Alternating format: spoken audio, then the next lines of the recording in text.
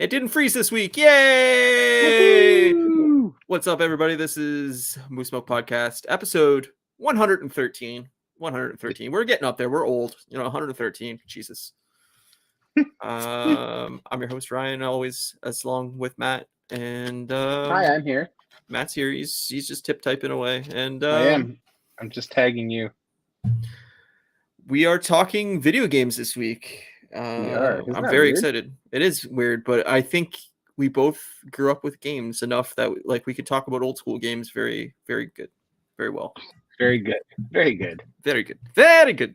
Very good. Very good. How are you, my friend? How's things? How was your week? It was okay. I was busy. I was on the road this week, so Right. yeah, it was fine. It was whatever. Whenever I'm on the road, they're like long days, right? So they're like long drives and multiple store visits. So just busy. And then last week, I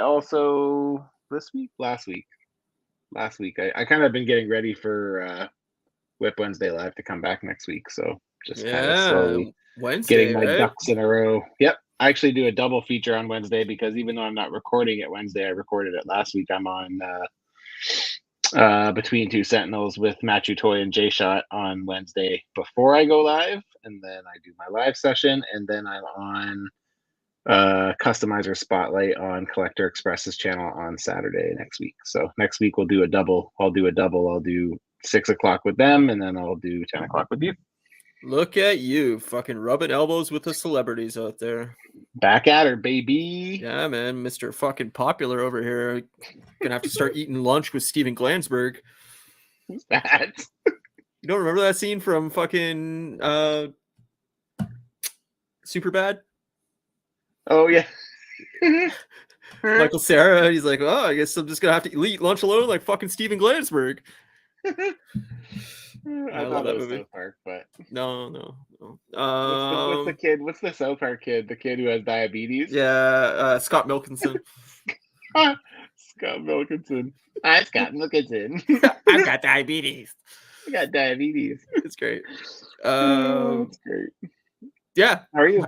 I don't know. I'm alive. Work, and I don't know. It's starting to warm up here, so that's nice. I mean, it's been fucking hot here. The last 2 days have been hot, and the next 2 days supposed to be even hotter. I love it. I'm so happy. It was 30 today. Yeah, it wasn't. I don't think it was that hot here, but it was like 20, high 20s. But nice. Yeah, I'm a summer boy, man. I just, as soon as it gets warm, I'm so happy. I'm not a summer boy. I mean, I prefer it over winter, but I don't really love it that much because we don't really have AC out here. So yeah, I don't have AC. Period. I just fuck it. Just take off your clothes and just fucking lounge and sweat. Just get naked. Yeah, buddy. Just eat your dinner with your dick out. Who gives a shit? I live alone. I can do whatever I want. Yeah, you can microwave that dick all day long. You betcha, buddy. I know. I've always loved summer. Like, it's just, I hate the cold. I hate snow. It's just, I hate wearing like heavy, big clothes. Like, I just want to wear shorts and t-shirt every day. That's dream. Fair. Yeah. So. That's fair. I used to like wearing shorts and t-shirts more when I was less fat, but now that I'm fat, I like hoodies better. I mean, I've been fat forever. It is what it is, brother. It's still new to me, so yeah, I'm still getting used to it. Yeah, just fucking roll with it, man. If people can't take it, then it is what it is, man. I'll take my dick out. There's so many people that are way heavier than either of us that are fucking wearing next to nothing all the time. So true. It's like, man, just roll with it. Live it, love it. Yeah, man. Always be comfy. Always be comfy. Hells yeah, dog. Hells yeah. Yeah. So what did you watch this week? Did you watch anything exciting? Did you get up to anything exciting? No, I didn't really watch a whole lot this week. I didn't have time. You went and seen Guardians again. I went and saw Guardians again. Yeah. And it was great, man. I liked the soundtrack better this time. I mean, so good. Not that I didn't like it before, but I still don't like it better than the other two, but it works pretty well. And I cried again quite a bit. See, this is why I'm not gonna go see it again. This is who wants to do that? It's fucking sad, dude, and it's nice. It's good. Like it's not like, I don't know. Here's the thing. It's like again, without saying any spoilers, I really No, like how no. it ends. If you want And like spoilers, go even watch our last week's episode. yes, I really like how it ends. And I think yeah, I think that they were able to achieve like a really awesome way to finish that team story off um in a way that I didn't expect, and it like brings tears to my eyes when like even when I just listen to The Dog Days Are Over or whatever by Florence and the Machine, Yeah. it makes me want to cry because I just think of that last scene and I'm just like, Yeah. ah, See, that's man. why I love that soundtrack, because I thought that was like the perfect fucking song to end the movie. I was like, oh fuck There yeah. are some really good, like even Creep at the beginning is good, Yeah, Creep's perfect. Yeah. is a good choice, And I'm and not a like Radiohead fan at all. And I'm not either. No, yeah. I'm not either. But yeah, Um I liked it a lot. So yeah, so I was out of town, and on one of the nights I was out of town, I was like, you know what? I'm gonna go see it again because I really want to see it again. And Kate's no, made it pretty clear that she's not going to see it until it comes out on Disney Plus, and we can fast forward through shit. hard So scenes. Yeah. yeah, No, I don't know. Like I look at it as like I get the emotional aspect of it, but like I cried for like an hour of that movie, and that's just too much crying. Like Infinity War, like when sad stuff happens, or Endgame when sad stuff happens, it's like, one scene, yeah, 5-10 minutes, and it's like, all right. But like most of those movies are just action packed. Like, yep, I'm just yeah. And then enjoying you it. get But like an impact moment where yeah, the feels come in, right? exactly. But like Guardians, it was They're like an sprinkled hour of throughout this. crying. And it's just Yeah, like I it's true. can't, it's emotionally draining. I can't do it again. Yeah, yeah. It is pretty heavy emotionally. So, Yeah. Yeah. but I really liked it, and I liked it even more the second time around. So I can't Good. wait till it comes to Disney Plus so I can watch it with my wife. So Well, I feel they're like she'll really like it, even outside of the yeah. Yeah. animal stuff. And So like now that you've seen it twice, you kind of can know when it's yeah, I coming, kind and of know when it's coming. Yeah, yeah, you yeah, can kind of prepare for it. So yeah. yeah, that's good. So yeah. Other than that, I watched. What did I watch? I watched Empire Records. I was just saying to Ryan before we came on if we were looking for an idea, talking about like soundtracks, movie soundtracks, because Guardians has kind of made me like Yeah. go to movies that like I have attachment to soundtracks for. And then tonight we watched Empire Records, which is another movie that I have a pretty deep connection to the soundtrack to. So um, Yeah, I never got into yeah, soundtracks. Like I think it was just because I was so fucking poor growing up that like I never like had the disposable income where I got into like MTV and like in soundtracks and shit. Like when I bought an album, it was like, fuck, I can buy an album. This is awesome. So like I was really selective with what I bought because I knew my money was so limited. So sure. um yeah, like I never got down that rabbit hole of like soundtracks to movies or anything like that. Like the one that came to mind that I was telling Matt was the Big Daddy soundtrack from Adam Sandler's Big Daddy. Like I think I love Styx. I grew up loving Styx, and I think there were some Styx songs on that, and a cover of "Sweet Child of Mine" and like a few other Right. tracks. And I remember listening to that a lot. But I was always like in that like 95 to like early 2000s era. I was like all I was listening to was like Our Lady Peace and Blink 182, and like it was just like, okay, I can afford an album. I'm buying like Yeah, something I sure. really want. Well, I mean, a lot of the early soundtracks I bought when I was a kid, I bought because they're usually for like one song. Like I Yeah, remember buying the Beavis and Butthead soundtrack because it had Love Roller Coaster on it. I remember right, buying the Cable Guy soundtrack because it had Jim Carrey's version of Want Somebody to Love or whatever. right. I remember, but then there's like I was saying, like Empire Records. So we watched Empire tonight, and that's one of the ones that I just like love the soundtrack. It's so fucking good. Another one that I really like that it's been on my rewatch for a while, but like it always makes me emotional is Garden State's another one that like I really love the soundtrack on Garden State. So I remember, I don't know if I ever had the actual soundtrack or if I had just downloaded it because it was in the the era of songs, LimeWire and all that shit. But yep, yep. the Donnie Darko soundtrack was fucking awesome. Donnie Darko, yeah. Yeah. I don't know I, if I ever had that. but yeah, other than that, I don't think there was like many that like really stick out to me. But it was such a gamble back then too. Is like you Yeah, didn't know what you were getting on albums like you do now. Kind of like it was a roll of the dice of like, oh, I know the single. I hope the rest of the album's good. And it was like, well, nope, that was the only good song on the entire album, and I spent yeah. $35 on it. Great. Sometimes it was a little bit of a risk, but Yeah. for the most part, I enjoyed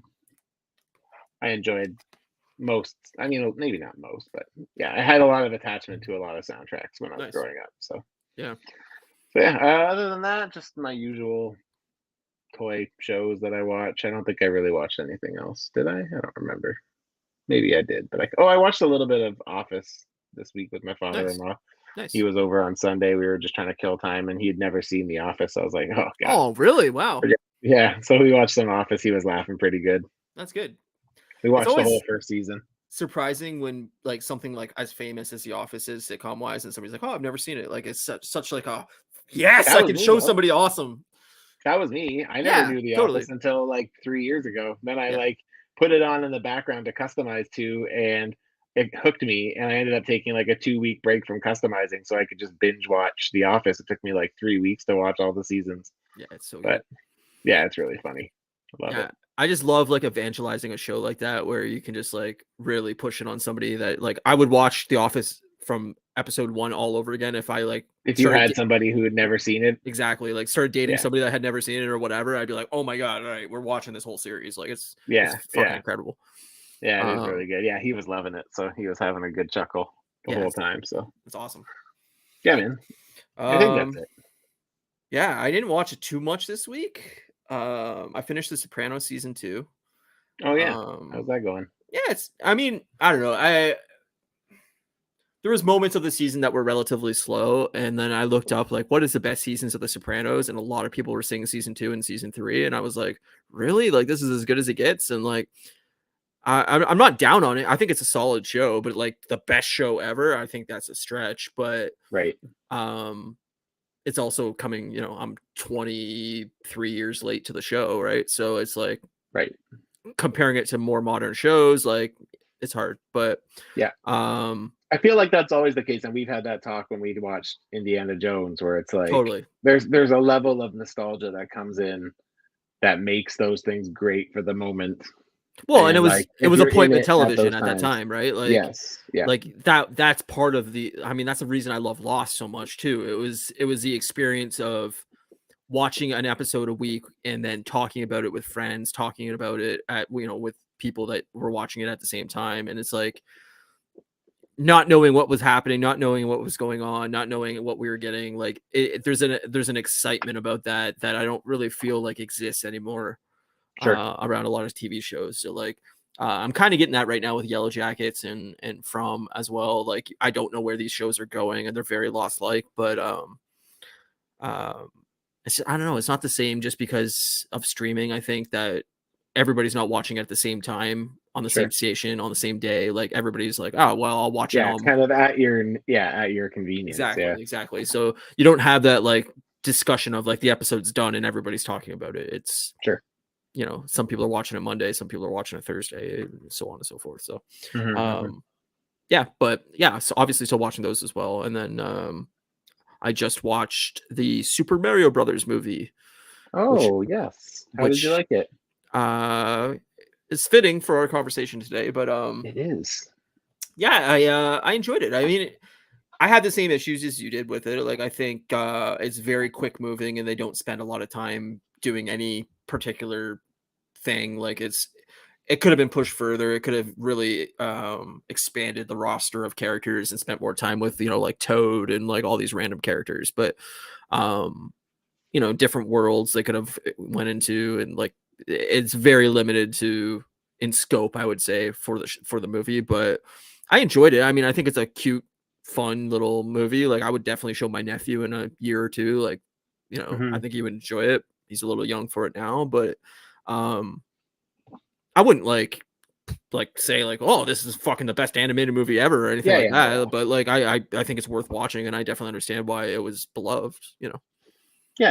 Yeah, I Yeah. mean, I don't really have an issue with it per se. I think, like, my more of issue with it was just, like, you have, like, this super rich tapestry of characters you can pull from, and, like, it just felt very like paint by number, very Yes. safe, very like, and again, like there was no like twists and turns. There was no, No. it was like, we're gonna A go do this. A to Okay, B. let's Yeah, go and do this. All totally. right, now we're gonna do this. Okay, But, let's like, do this. I think it was very much intended as, like, a setting up the universe type movie where I think the sequels can definitely expand. I mean, there's so many Easter eggs throughout that movie of, Yeah, like, pulling from different eras of Mario and, like, you know, like, Peach looking up at the galaxy and being like, "Oh, the galaxy's wide," and I'm like, Super Mario Galaxy would be great for them to, like, shoot into space and go planet to planet, and, like, even just within the mushroom like kingdom kind of thing, like the desert area and like all these different things. Like you could do so much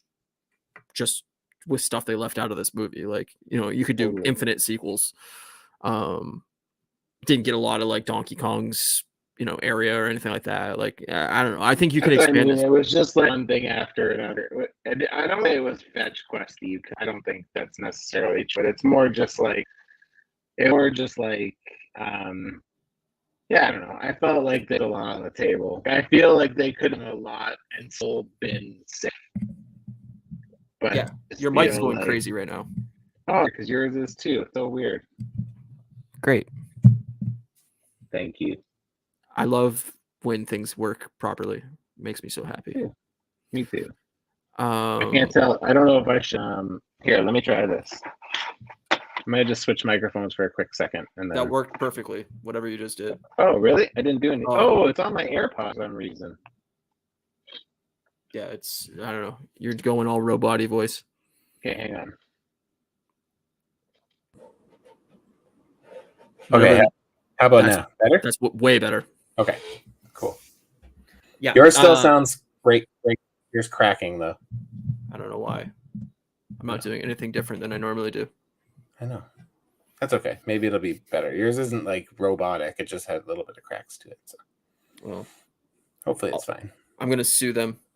There's been times where we've thought it sounded bad, and then I went back and listened, and it didn't sound any different than normal. So Yeah, hopefully that's the case. it might just be on our end. I don't know. Yeah, maybe. Who knows how the internet works? Just a bunch of bleeps and blops. Bleep bloop. But yeah, no, I enjoyed the movie and like I honestly I mean obviously they're gonna do sequels and made over $1 billion, but oh god, yeah. I mean we were talking earlier about like Did you like Bowser? Yeah, I thought Bowser was good, but everybody's like thought... bragging about the Peaches song or whatever and saying like, You "Oh, don't it's like the best it? song ever." I'm like, Oh, it was in the it. it was in the movie for 13 seconds. Yeah, it was a couple more than that, but yeah, it was good. I thought it was gonna be like twice. a full like song. Like I thought it was gonna be like a 4-minute. Peaches. I thought it was literally gonna be like a full like dance number. Like I thought it was gonna be like a 5-minute scene of like Bowser singing and like all the stuff, and then it was like 30 seconds and it was done. I was like, all right. Yeah. I love Jack Black. I do too. Rick-a-goo-goo. I wish like he wrote like when what's his face did the Muppets movie there, Jason Segel. Yeah, Jason Segel. Yeah. How he wrote. Speaking of Jack Black, did you hear the new Tenacious D song? Yeah, it was fine. I haven't listened to it yet. I meant to. I just it's like thought of it. 2 minutes. Is it? Whatever. It's very short. Like it's fine, but like I'm hoping that means there's an album coming. But That'd be great. Yeah. Also, like I don't know. I know you're not a huge Queens of the Stone Age fan, but they announced a new album coming out June 16th, and like their first new single from it is fucking awesome. Oh, nice. You like the Queens of the Stone Age? One of my favorite bands. Like absolutely phenomenal rock band. Awesome live. So nice. Yeah, I'm very excited. Speaking of live, I know we were gonna segue into video games right away, but I've been watching the set list for Blink every night. They keep adding new songs in, which is pretty sweet. I figured they would switch a couple out. And yeah. They've been playing. They played Not Now. They played Violence. They played. What else did they add in? Stockholm Syndrome. No, not yet. That's my favorite Blink song. So I like Stockholm Syndrome too. What else did they? There was another song they added in too, but I can't remember what it was. Yeah, that's great. I think they played Toronto tonight. Yeah. Nope, that was 2 nights ago. Toronto, Montreal. I think they're off tonight, and then tomorrow they're somewhere else. I can't remember where. They were Detroit, Toronto, Montreal. I think it started. There was 2 Chicago shows, then Detroit, then Toronto, then Montreal. And I think they take tonight off, and then back at it tomorrow. I think. But Yeah. Right on. I can't wait, man. I've been jamming to Blink nonstop. When's your show? June 26th, I think it is. Something like that. Another month and change, yeah. Yep. It'll be here before you know it. Oh, sure. Time's just flying by. I can't believe it's already mid-May. It's fucking I know. crazy. It's fucking nuts, man. It's crazy. I don't know. I don't understand how anything works anymore. I'm just like, how am I 38? How is it already mid-May 2023? It should be like 1998 right now. I don't understand it, but We could be playing video games. God, exactly. Segue. Very well done.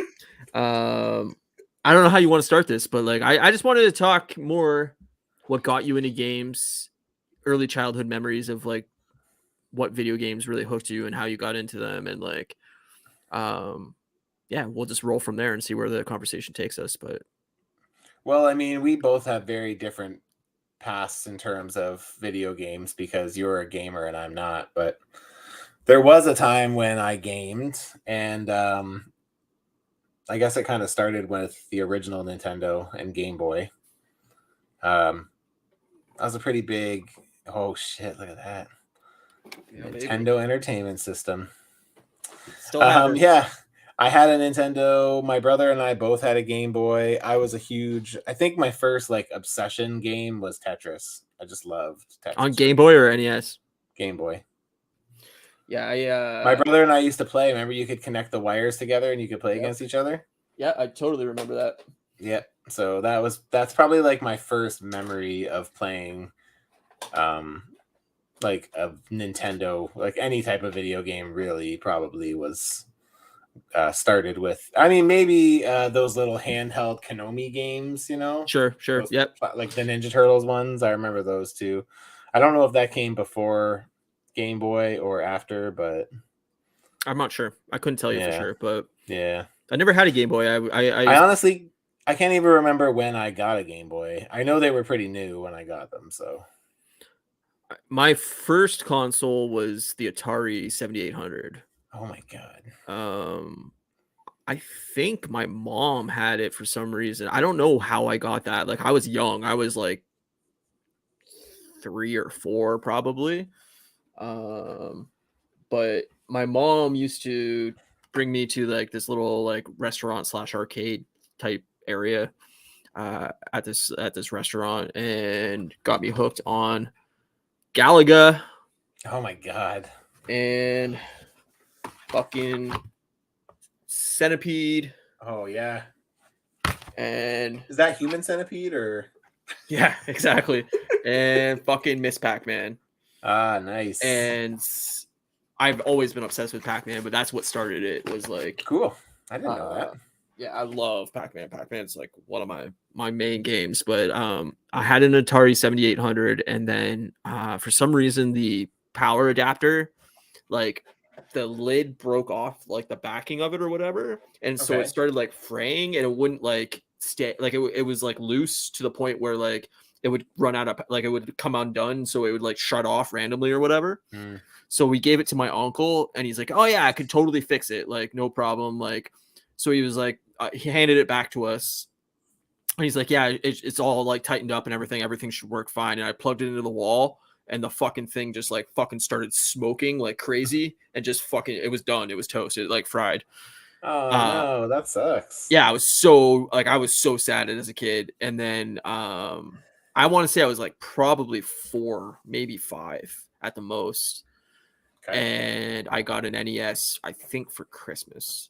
And that was like what hooked me. And I wanted an NES so fucking bad because I lived in an apartment building, and my neighbors next door, who were like my best friends as a kid, had an NES before I did. And I literally could hear them playing like Mario Brothers through the wall of our apartment building, like when I was eating breakfast before school or anything like that. And I wanted that game so fucking bad. Like I remember begging my mom, like, I want it.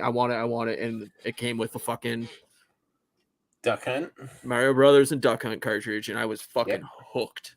That's what that was my first game for NES too. But yeah, I ever since then I was like, this is like my thing. Like I could not stop playing that game. I remember my mom had such a hard time getting me off of it, and like yeah, I just fucking, I mean, talking of which, fucking Game Genie. Good old Game Genie. We were saying last week, I wonder if people even know what that is. Like, Yeah, so you there's fucking got to be an age group that has no fucking clue what a Game Genie is. you plugged your fucking cartridge in to the bottom of it, and then you That's plug so that funny. into the NES, and then it would Put it cheat would codes. yeah, it would boot up the Game Genie first, and you could put in cheat codes that would like affect the game of whatever you plugged in. There was actually a You could put in manual. 3 cheat codes. I Yeah, remember that. You're allowed 3 only.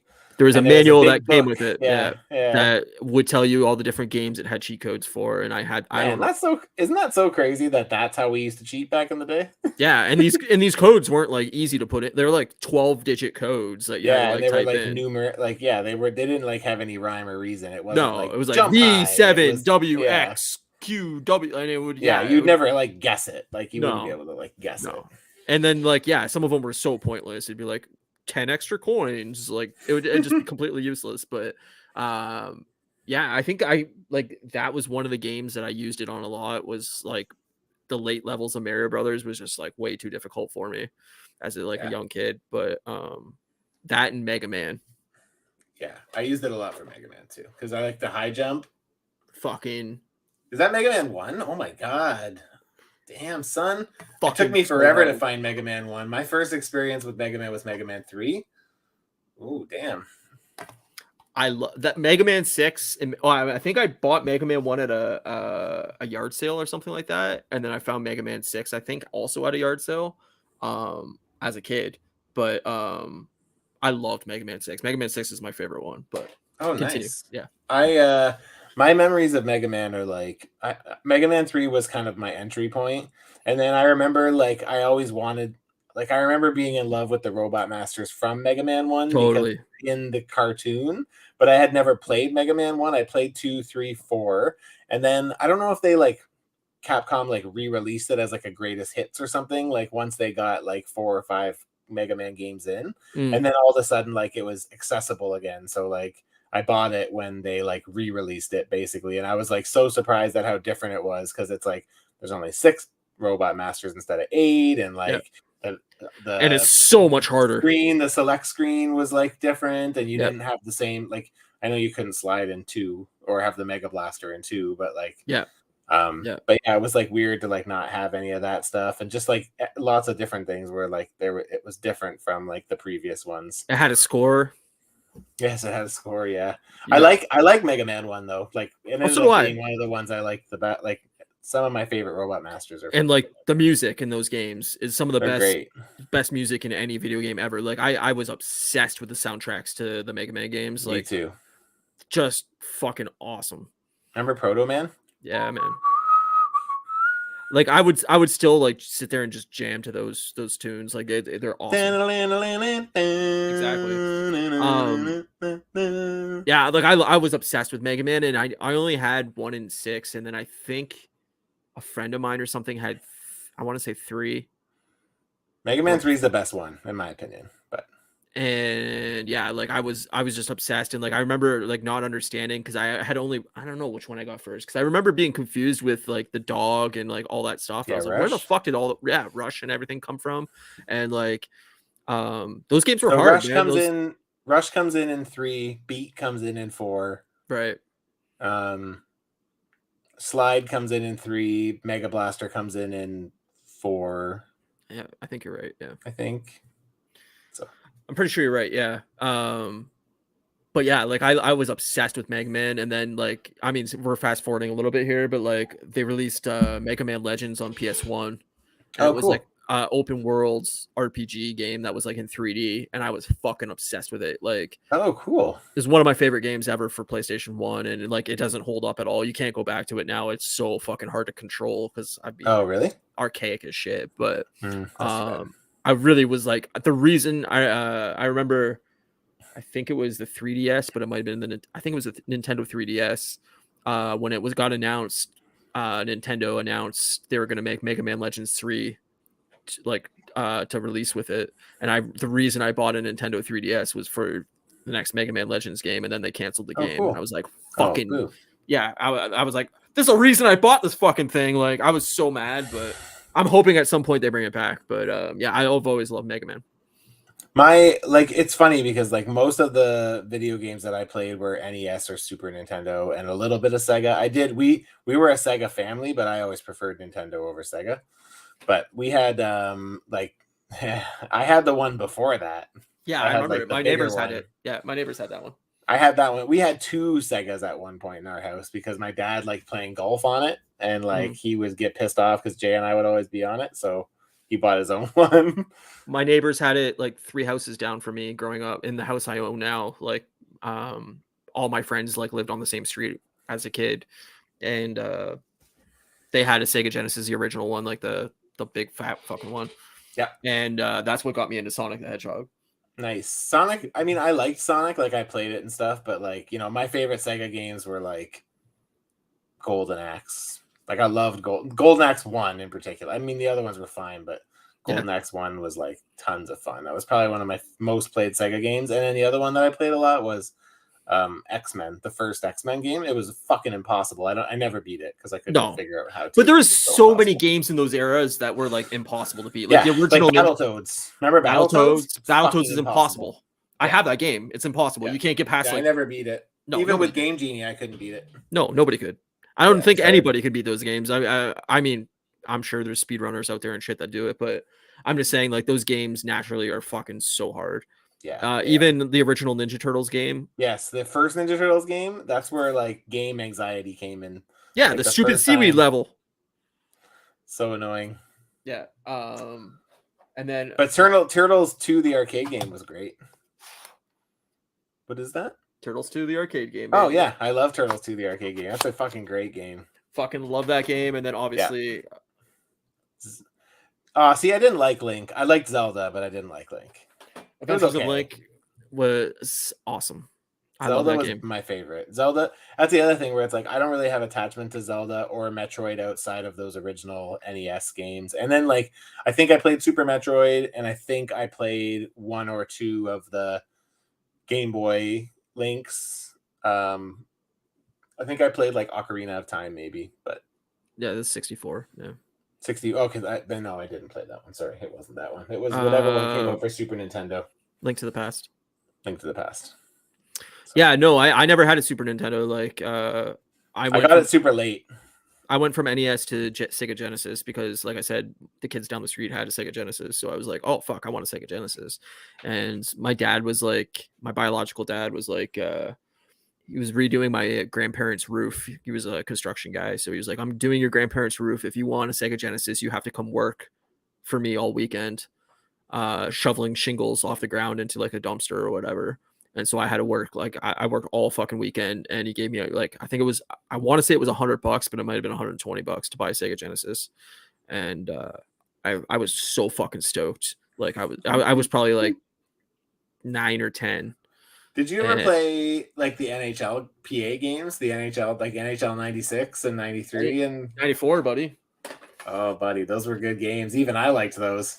Yeah, buddy. I don't know if I grabbed it or not. Yep. Fucking boom. Damn. That was my game, man. Like those are great games. I love Sonic. Like I said, like Sonic the Hedgehog 1 was like one of my all-time favorite games, but I even still have fucking Mega Man 6 case. Like, oh my god. Yeah, buddy. Damn. Fucking Tetris. Mario 3 was a good one too. So I mean, 2 stories, but so yeah, I got my Sega Genesis and I played a shit ton of NHL 94, like so much NHL. I that's all I would do, like forever. I would start seasons, I would play it all fucking night. I was just obsessed with NHL 94. The checking noise was like hilarious to me, like you know, and it was like, what the fuck? And like it was just so great. And then I got NHL 95 and like I played that a shit ton too, but I always loved 94 the best. But I don't remember where I was going. Oh, Tetris. So I remember I had Mario 1 and I found out that the Mario 2 game came out and I really wanted it. Like I didn't know anything about the game. Like this is before fucking obviously any internet or anything where you could look up anything. I knew nothing about the game. And I really wanted Mario 2 and I kept asking my mom for Mario 2 and she doesn't even remember this story, but I fucking remember it because this is how I got Tetris. So she bought me Mario 2, and I plugged it in, and I started playing it, and there was no score in the top corner, like to keep track of your score or whatever. And my mom was watching me play this game, and she's like, "There's no score. This is the stupidest game ever. Why would you want to play this?" And I'm like, "Well, it doesn't matter about the score. Like, it's Mario." And she's like, "No, there's no score. This is the stupidest game ever." So she brought it back and bought Tetris.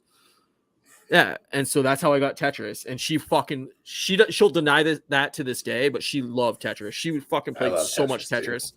And I love Tetris because of my mom loving Tetris. Like, I'd watch her play, and then I'd play, and then like fucking I was terrible as a kid, but like I'm pretty decent at Tetris now. Me too. I One play of a those lot games of that stayed with me. for sure. But like the music in the original Tetris, like it's just iconic. Yeah. And I played so much of that game. Like, I love that game. But yeah, that's how I got Tetris, is because it had a score and Mario 2 didn't. But that's funny. Did you ever play Dr. Mario? Did you ever like Dr. Mario? Love Dr. Mario. Yeah, had Dr. that game Mario's as well. fun too. But I got Mario 3 after that because it had a score again. And I found out that Mario 3 had a score, and I told my parents, I was like, I want Mario 3. It has a score again. There's no way you're taking this back. It's supposed to be awesome. I want this game, and I got it for I think it was my 6th birthday or something like that, somewhere in that area. And I was like fucking so excited. I was like, I can't believe it. Mario 3 was the best one, but I liked Mario 2 as well. I just thought it was weird because it is. It's Doki Doki Panic. It's a different game. That's why. Yeah, it's just weird because it doesn't feel like a right. But I mean, a lot of like iconic Mario characters have come from Mario 2. Like, totally. You know, like in the at the time it didn't. Like, I don't think Mario 3 had like Shy Guys or anything like that. But I know like now they're kind of integrated more into that world. Totally. But yeah, it was just a palette swap, right? Because in Japan they released Mario 2, and the US thought it was way too difficult of a game. That was Lost Worlds, wasn't it? Mario 2 in Japan? And then it wasn't called Lost Worlds in Japan, but No, it was Mario 2. But like that's what they released it as in North America, right? Yeah, eventually. But we got so fucking hard. When we got Mario 2, it was a game called Doki Doki Panic in Japan, and they swapped out the characters for Mario characters. And then when they released the Lost Levels here, like way later, Lost Levels, that's what it was called. It was fucking impossible. It was super hard. I remember it being very challenging. Yeah. I remember it being so challenging that I didn't enjoy it. Yeah, it's frustrating as fuck. I've only played it a few times because I had it's not fun. The cart for when I got a long story, but I got a Super Nintendo like way later, like probably late 90s, and it had the cart that had Mario 1, 2, 3, and Lost Levels on Mario All-Stars. That's what it's called. Mario All-Stars, yeah. And so that's the first time I ever played Mario 2 is on that, like the real Mario 2, but like the Lost Levels. Yeah. But yeah, no, I skipped around. Like, I was never a kid that was like, oh, I love Nintendo and I only play Nintendo games. Like, I jumped from NES to Sega Genesis, and then I jumped to PS1. Same with me. We always had multiples of everything. Like, we always had Nintendo and Game Boy and Sega, and then I stopped like at Nintendo 64. That's pretty much where I stopped, because like for me it went like once I kind of started losing interest in Sega, I got a Super Nintendo like after it had been out for a while, and there was quite a bit of games for it, and I kind of played catch up there. And then I eventually got a Nintendo 64 because I wanted it for Mario 64, and then I got hooked on WCW versus NWO. Fuck yeah. Fuck, man, what a great game that was. It was. It's totally... That's still probably one of my favorite wrestling like video games ever. What's up? Self-tone paint apps. What's up, bro? My go-to game back in the day were Tecmo Bowl, Mike Tyson's Punch-Out, and Legend of Zelda. Also, Tetris was the only game I had for the OG Game Boy. Nice. We were talking about Kirby earlier, and that's the Game Boy game that I loved was Kirby's Adventure. I loved Mike Tyson's Punch-Out, but that game was fucking really hard for me as a kid. I could never beat it. Like, I could only get so far. I think my half brothers had Punch-Out, and they brought it because they come like every other weekend basically. But yeah, no, Kirby, I love the Kirby, what is it, Adventures of Kirby? Well, Adventures of Kirby I think was the Game Boy one, and then I don't remember what the Nintendo one was. Kirby Adventures in Dreamland. Yeah, in Dreamland. I love that game. Me too. That game was so fun. so fun, and like the music and like sucking people up and taking their powers and stuff. Like I was just obsessed with that. Like and then the little mini games, the little crane game. You were obsessed with that at a young age. I was sucking people up left and right. Yeah, no, I loved Kirby. Like that game, I still don't think they matched that game in quality, like in any Kirby game sense. Like I think that's one of the best games. Yeah, it's so fun. But yeah, like NHL Tecmo 94 Bowl was so fun too. Tecmo Bowl was the bike one, right? No, that was a football game, I'm pretty sure. Oh, okay. What's the bike one? There was like a bike Excite one, Bike? Or like a Excite Bike. Yes. That was a fun game too. Oh man, so good. That was in the first batch of Nintendo games that I got. I had Excite Bike, and you could make your own tracks and everything, and like it was fucking awesome. Yes. So good. I also really like Double Dragon. Remember Double Dragon? I had Double Dragon. And oh, what the fuck was that other game? Oh fuck, I can't think of it. I lost my train of thought. River City Ransom. Remember that game? I do remember that game. I didn't have it, but I remember that game too. Remember Star Tropics?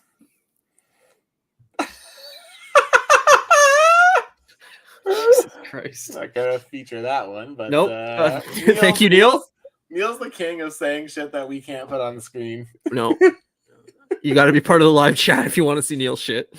I think there's a Blink-182 joke in that somewhere. Probably. Yeah, no, and then Nintendo 64 I never had until way later either. Like I eventually bought one, but Mario Party. One of my best friends, you actually know Bobby Paluti. I went to grade school with, and he got I think N64 on launch day. His parents, I think it was like his birthday or something like that. His parents bought it for him, maybe Christmas, and I was at his house. I fucking all the time playing. He had Mario 64, and I think it was Wayne Gretzky's hockey or something like that. Nice. And I was like, I remember seeing it for the first time because it blew my fucking mind. I was like, games will never look better than this. Like, how is this even possible? Like 3D Mario climbing trees and shit, and like the jumping and everything like that, going in the castle, all that kind of stuff. I was like, how? Like this is exactly. But I couldn't. In my mind of that age of what that was 96, so I was 11 or 12. I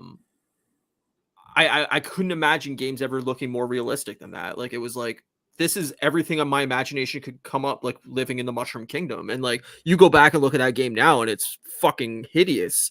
It's like all diagonal like angles and shape, and like it looks horrible. Of its time for sure. Totally. But like when that game came out, I was like, this is fucking bonkers. Yeah. I love Mario 64. That was a really fun game. Mario I became 64, obsessed with trying to like get all the stars. Totally.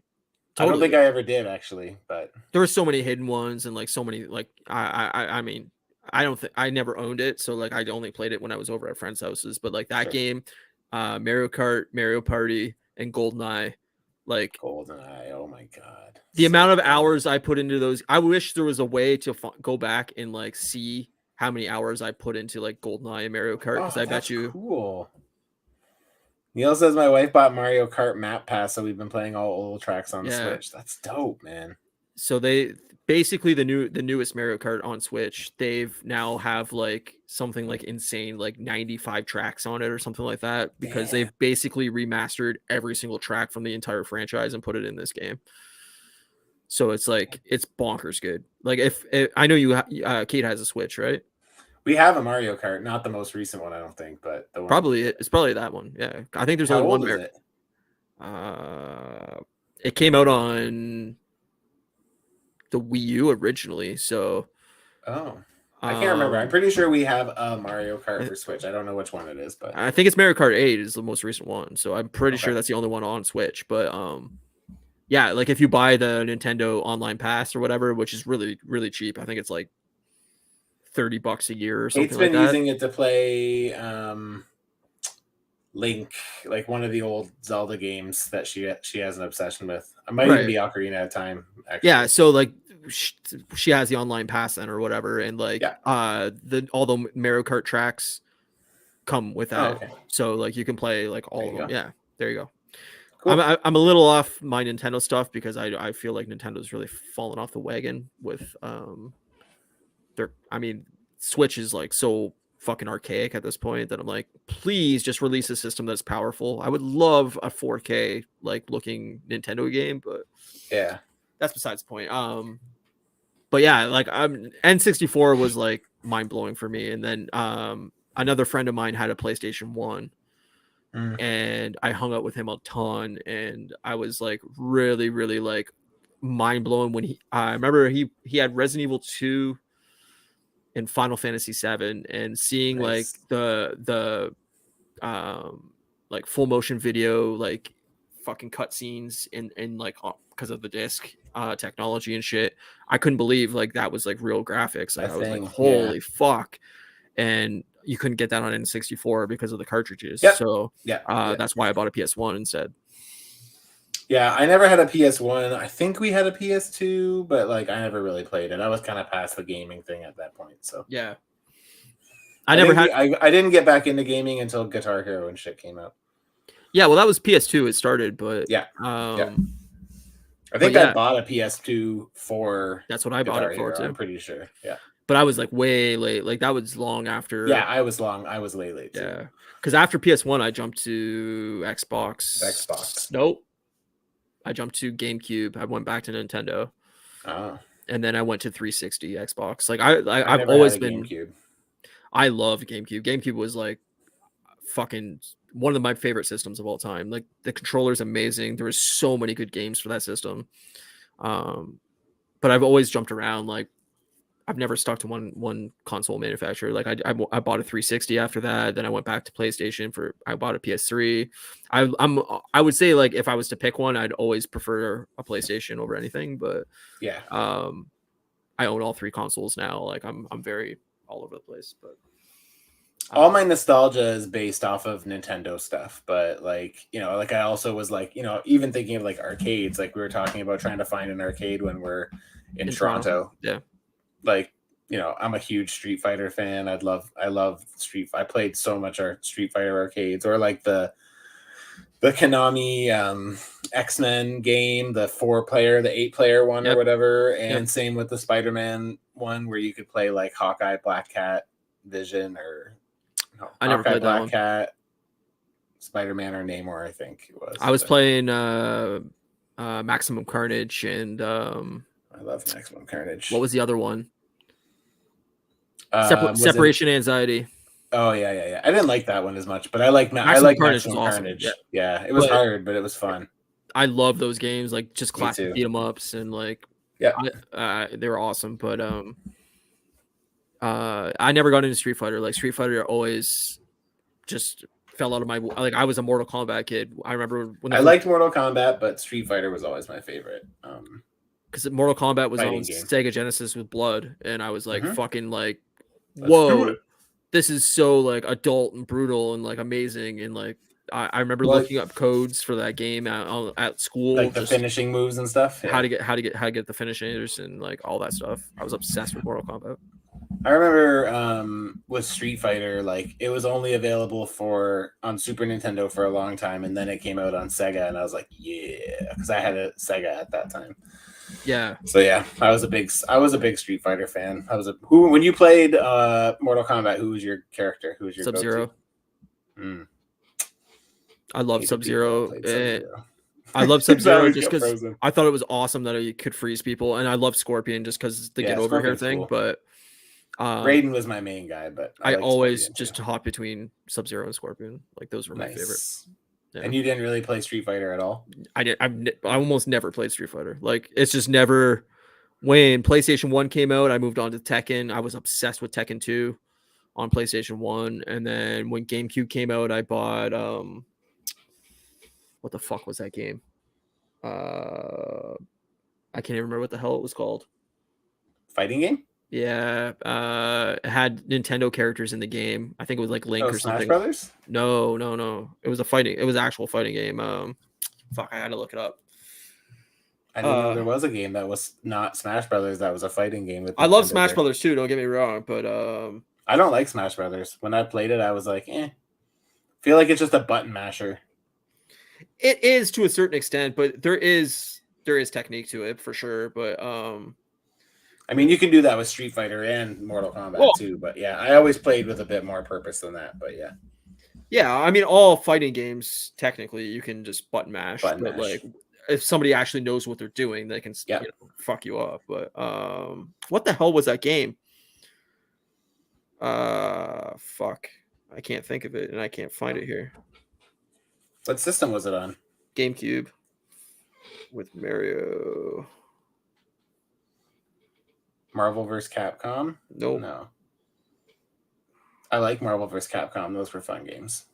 I only played the arcade though, but they were fun. I can't think of it. I'm looking it up, but I've always hopped around with fighting games, and like Street Fighter was never the thing. It was just never ever crossed my path. I was obsessed with Tekken and I was obsessed with Mortal Kombat, but that's about it. Oh, and then Xbox. My friend Brian had an Xbox, the original Xbox, and he got Dead or Alive. And then I remember Killer Instinct. Did you ever play Killer Instinct? I played it, but I was never like good at it. Killer Instinct was fun. Neil just said Killer Instinct. I loved Killer Instinct. That was fun. That was a fun one. I didn't realize they made toys. Soul Calibur, yes, that's right. Yeah, Soul Calibur 2, I believe, or maybe it was 3. I think on GameCube had, I want to say it was Zelda in it, or not Zelda, Link. And I played that game like fucking crazy because I was obsessed with Zelda, and I was like, hell yeah, like the fact that Link is in this fighting game is awesome. Yeah, that's cool. But yeah, then my friend Brian got an Xbox, and I got obsessed with Dead or Alive, and then after Dead or Alive, I kind of fell off of fighting games. I played Mortal Kombat here and there, but like I'm not good at it anymore. But the last Mortal Kombat I played was 3. Oh Jesus! I'm late. I'm like, yeah. I mean, again, that falls in line with when I was playing video games. Right? Totally. I was just gonna say, like, you really haven't touched any video games in the last 10 years, outside with the exception of Street Fighter 4 and Guitar Grand Hero. Theft Auto 5 and Rock Band, Guitar Hero. Yeah. Other than that, I haven't played a video game. Yeah, no, and I mean, I think a lot of I guess that's not true because I played that new Ninja Turtles Shredder's Revenge last year, but I think a lot of people fall off of video games. Like, I think as you get older, like, I mean, life gets busier. You just don't have. They're just a time suck. Yeah, it is. I already have a time suck. My customizing is my time suck. So totally. That's your video game. I mean, yeah. I've always just like there's nothing more like exciting to me than seeing like the next evolution of technology. Like I've always just been obsessed with like the tech behind it, and like sure. Like just even seeing like VR progress over the last like 6 years of like, I remember using a VR helmet at Fan Expo right before the first Oculus came out. Okay. And I put it on. The guy was like, "Oh, you try our VR helmet." And it was still like fucking. It was before it was even out, and it gave me the worst like motion sickness I've ever had in my life. And the guy was like, "Yeah, it's not quite there yet. Like we're still like strengthening, like seeing what makes people sick and what doesn't make people sick, and like so on and so forth." But I was like, if this can like get to a point where like it doesn't make me want to vomit, this is going to be the most insane shit ever. And then like now it's pretty much to a point where like I still get a little motion sick with certain games, but like it's pretty solid where I can play most things and be like, "Oh, I'm good." Like it's remember that time I came to your house and we played that VR thing? I don't know what it was. Beat Saber. No, I mean we did play that for a minute, but there was one where I was like swimming. Oh, with the shark? Yeah, with the shark, yeah. Yeah, it was it's just like a demo that came with the original PSVR that was like tech demo basically, where you don't really have to do anything, but it just puts you in the situation of underwater with the shark. Yeah. And then the other one was that there was like zombies and you were shooting them on like a mine cart or something. Yeah, fuck. I can't remember what it's called right now, but they released a sequel to it too. But okay. I can't think of what it's called right now. But yeah, you get like 2 guns. You're on a roller coaster, basically. Yeah. That was whatever. That was fine. They were both okay. They were both cool. But there's things that like you can do in VR that I think they just haven't touched yet. That I think is so exciting. Like I think I might have even brought this up on the podcast before, but if like you could start doing stuff at concerts and sports and like traveling and like I would love to put on a VR helmet and be in like downtown Tokyo and just like be able to look around and be like, holy shit, like this is cool. Like explore the world through a VR helmet, and it really makes you feel like you're there. Is that'd awesome. be cool. And then like, yeah, sports games and concerts. If I could be like front row for like whatever concert and just put on the helmet and just listen to the music and like, I would love those kind of experiences, and it's just not there yet. But I'm surprised that VR isn't able to do that with concert stuff yet. You could do it. Technically, you could do it. It's a matter of, is it worth doing the money to do it? Yeah. It's just VR's not like infiltrated the market enough where like it's probably worth the cost of setting it up. Like I think right now I guess there's got to be some return there for it to be worth it, right? Yeah. Like between all of the helmets, there's probably less than, I would guess, like less than 5 million out there. Like so it has to be worth the cost and the price. And that's fair. That's fair. If anybody can do it, I think PlayStation could, just because, you know, most people own a PlayStation. There's so many PlayStations out there where you could say like, all right, we paid X whatever amount of dollars to whatever band or whatever, you know, football or hockey or whatever. And like, here you go. Neil says all my kids have Oculus VR set and I always pants them when I walk by as they're clueless to the outside world. Yeah, man. It's wild how like closed off you are to the outside world and immersed you are in VR, and like it's scary because you don't know what you're doing. And like living alone, I'm always like, somebody could break into my house right now and shoot me and I'd have no fucking idea they've even been in my house. Like I have headphones on, I'm stuck in a helmet, like you could rob me blind and I wouldn't know. But yeah, like I mean, as you know, I just love video games, and I've always, I mean, right now I would say is like the worst era for video games, just because everything's coming out broken, everything's coming out I guess unfinished, glitchy. Like I feel like they're really in a spot of like just stale, out of ideas type thing, where even like you see it like in movies and everything too, is like they've run out of original ideas, and like everything has to be an open world game, and everything has to be like 600 hours long or fucking pay as you go type, like free to play games. And it's like, that's not my style of stuff. Like I love immersive single player stories. And the fact that games come out and they're not finished would be enough for me to just back off of them entirely. Yeah, especially at the cost now. I mean, games in Canada are costing between 90 and 100 bucks at launch now. It's ridiculous. Yeah, I wanted to buy Kate Legend of Zelda, like the new Link game, because I keep hearing good things about it. But it's getting amazing reviews. But I hated Breath of the Wild, so like I'm not getting. Kate loves Breath of the Wild, right? So this is supposed to be like basically a direct sequel to Breath of the Wild, so she'll like it. That's what I read. Yeah. But it just came out Friday, I think so. She didn't like it at first, but then she once she started playing it, she really got into it. Yeah. So I just wish like Nintendo would put out a modern console that game would compete with. So beautiful. Yeah, true. Maybe. What's stopping them? Do you know? Like, I don't really follow that enough to cost. They want something. Don't you think they would have the market for that? Like, Nintendo. Well, they do, popular, isn't it? Oh yeah, I mean, the Switch is one of the best selling consoles of all time. Right. The problem is like the PlayStation 5 costs in Canada it costs like $700.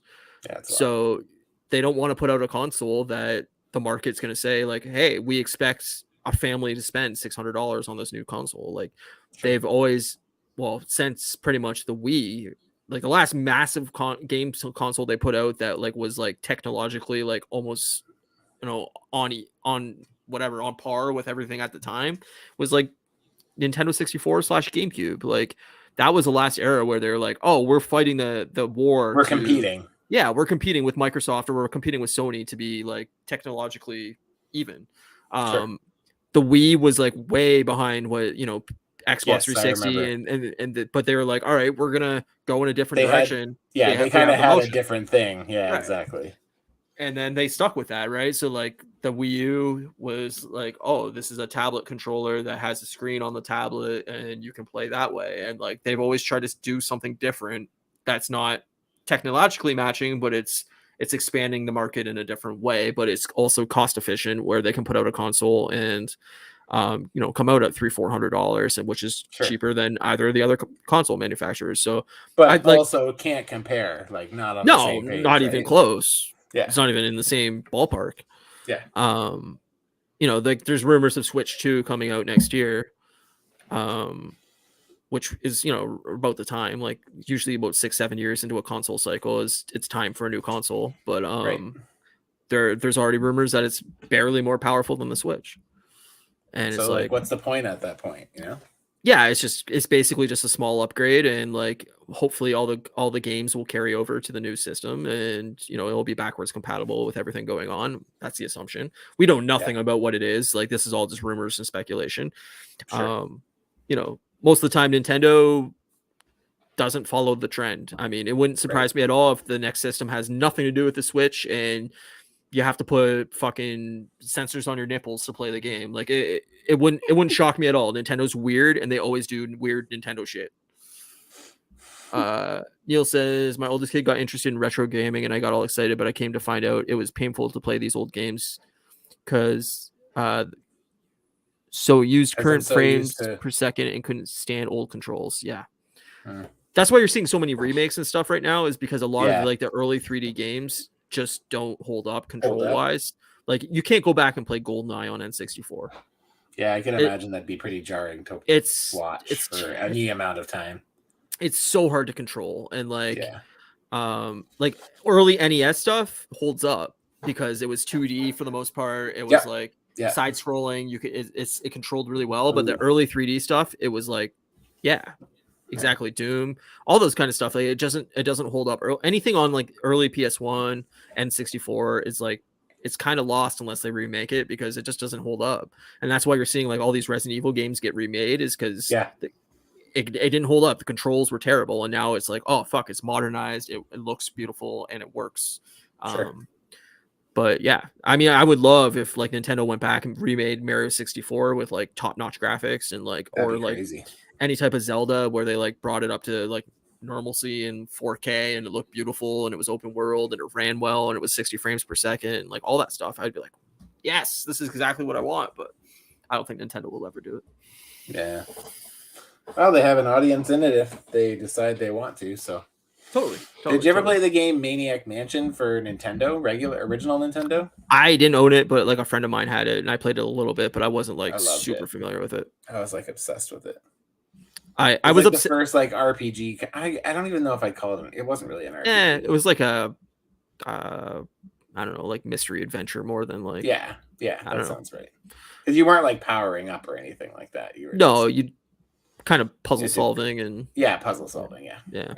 I love it. I remember like even like Grand Theft Auto. I remember playing the original Grand Theft Auto 1 and 2 on PC, and I was like completely mind blowing again. First one on PlayStation 1, maybe. Yeah, and it was like you were like it was just an overhead car, and then when you got out of the car, you were like a little dot, and you could like shoot. Yep. Yeah. Remember? Speaking of it, like that exact same thing. Did you ever play Dick Tracy for Nintendo? I had it. Yep. So fun. That was hard, in my cabinet right over there. I almost grabbed it, but remember when you punched, it was so hard. Yep, it was hard as shit. Yeah, it was hard. There were so many games, like I said though, that came out in that era that were like impossible. Like you would never put those games out now because they were borderline broken. How hard they were. Like remember Earthworm Jim? Remember Toe Jam and Earl? Earthworm Jim those were great. Was another game that I played a shit ton of. Me too. Loved it. The soundtrack to those games were awesome. So fun. Yeah, I was obsessed with Grand Theft Auto for like that first couple years when the first and second game came out, and then I remember seeing it on PS2 when it went with Grand Theft Auto 3 and it went 3D, and I was like, again, that was another moment that just like, what the fuck? How is this possible? You know, I love those moments. Like I always look forward to those moments of like just being mind blowing of like, holy shit, how is this working? How can you do this? And we haven't got that because once they went 3D, nothing really blows your mind anymore. Everything's just small iterations, you know? Sure. But I mean, as a non-gamer, I can always appreciate when I jump into something and I like watch somebody play something and I'm just like, wow, this looks fucking crazy good. Yeah. I remember even on PlayStation 3 when the Red Dead Redemption came out and I was playing it at my parents' house and my dad came down and looked at it and he was like, what movie is this? And I'm like, no, this is a video game. And he's like, this is a fucking video game. Like he was like, holy shit, this looks amazing. And I was like, yeah, man, it's awesome. I love those times. Like I can't wait to show my parents VR just because it's gonna blow their minds when they actually like get inside the helmet and like it just takes over your fucking world. Like that's the thing that blows my mind probably most recently is VR. But yeah, I get it. Good VR chat. To me is too much. I don't know. Like I guess for me it's more just like I enjoyed the simpler times. So it's like I think even when I play a game now, I'm kind of just like That's why I like Shredder's Revenge so much, because it was very like old school, old and very simple, right? You just like I don't like a game that I have to like think about. Like I like a game that I can just sit down and play and like it doesn't need to be super easy, but like I just don't want something that's gonna make me like rack my brain. Like I'm not looking for that. I like both. I mean, it just really depends on my mood, and there's times where I want something like you're saying that's just like simple, like it controls well and it's mindless, and you just go and you fucking beat shit up or kill things or whatever the fuck you're doing, and it's just all right, go here, go here, go here, very like narrow single path type games. And then I love, like right now I'm playing Skyrim again, and it's a fucking open world game and you can go anywhere, and I love that too. So it just really depends on my mood. But like Tetris, like I loved Jesus Christ, Neil. Ban him from the chat. Like when Tetris Effect came out on PlayStation VR, that was like I couldn't believe, because it was so immersive and like it was Tetris, and I was like, holy shit, like this is the next expansion of Tetris. I can't wait for more of that. Give me that. Is that the one where you like control the blocks with your hands and stuff like that? Or is no, it's you still use a controller, but I thought I showed you this, but maybe not. I feel like you did. Maybe you did, and I just don't remember. The screen. Most of my times that I hang out with you, I'm like ultra baked. Yeah, you're super baked. Yeah. It pulses to the music, so like there's like the Tetris screen in the middle, and then around it is like a kind of like a motion video of like an environment around the Tetris game, and the music and everything like kind of beats with you playing. So it's very immersive. It's really, really cool. Like if anybody hasn't checked out Tetris Effect and are a Tetris fan, like I highly, highly recommend it. It's one of the best puzzle games probably in the last decade for sure. Nice. It's awesome. The soundtrack's great too. So, but yeah, Tetris. Good chat. I love video games, and I don't miss the times where we had to buy fucking memory cards. So, fair enough. That was the worst. It is pretty crazy when you think about where we are with that. Yeah. This is back then too, right? In such a short time. Totally. It's pretty cool. PlayStation came out in 95, and like, That's basically, crazy. We're looking 15 years after that. There was no memory cards. It was, hard drives, and it's crazy. Okay. So what's your favorite controller out of all those systems? I would say probably either GameCubes or PlayStation 3s. I mean, you could say any of the PlayStations really, because they haven't really changed that dramatically. Yeah. I love the DualShock, but GameCube was the first controller that perfectly fucking fit my hand, and I was like, holy shit, this controller is perfect. It doesn't hold up as well anymore because it doesn't really have good triggers and good thumbsticks, but at the time, it was like the perfect controller for me. How about you? Well, I mean, I don't really have the history that you do, but I think when I was playing, I think I liked N64 the best, probably. But I think I always kind of had a thing for Super Nintendo too. The problem with the 64 controller is you could only use either the D-pad or the thumbstick because of the way the thing was situated, and the thumbstick fucking destroyed your thumb. Not comfortable. Yeah, I know. So any type of game like Mario Party where you had to fucking use the thumbstick like in the party games and shit and move it around a lot, you'd have a fucking imprint in your finger for like days afterwards, and it was brutal. It hurt your fingers so much. Neil says, I love the way Xbox controllers sat in the hand. Yeah, I mean, I just love the DualShock more because I love the parallel thumbsticks where Xbox has the offset thumbsticks. The original like Duke controller, the big ass fucking original Xbox controller, was just way too big for my hands. Like it was just massive, and I fucking hate it. Was so heavy. But then they switched it to the S controller. Exactly. And like the new modern Xbox controllers have all basically been the same for the last like 15 years.